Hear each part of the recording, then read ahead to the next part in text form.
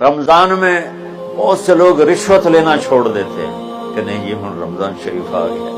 اور رمضان شریف بھی تو آیا ہے لیکن اصل میں شیطان قید ہوا ہے تو اب کہہ رہا نہیں ہوں رشوت نہیں لینی، مہینے بعد لواں گے۔ ڈنڈی مارنے والا کہتا ہے نہیں صحیح تولنا ہے، پھر رمضان تو بعد کٹھی کسر کر لواں گے۔ وہ کیا وجہ ہے پیچھے؟ ایک تو رمضان کی برکات ہیں، اور ایک شیطان کا قید ہونا ہے، اور ایک جنت کے دروازوں کا کھل جانا، دوزخ کے دروازوں کا بند ہونا، اللہ کے عرش کا پہلے آسمان پہ مستقل ڈیرا ڈال دینا، اور پھر اعلان کرنا ہے کوئی بخشش آنے والا ہے، کوئی معافی مانگنے والا ہے، کوئی توبہ کرنے والا ہے، کوئی جنت مانگنے والا ہے، کوئی دنیا مانگنے والا، آؤ مانگو۔ اور ایک فرشتہ اعلان کرتا ہے اے بھلائی کے چاہنے والے شاباش آگے بڑھو، اور دوسرا فرشتہ اعلان کرتا ہے اے برائی کے کرنے والے بس کر اور واپس آ جا، بس کر اور واپس آ جا۔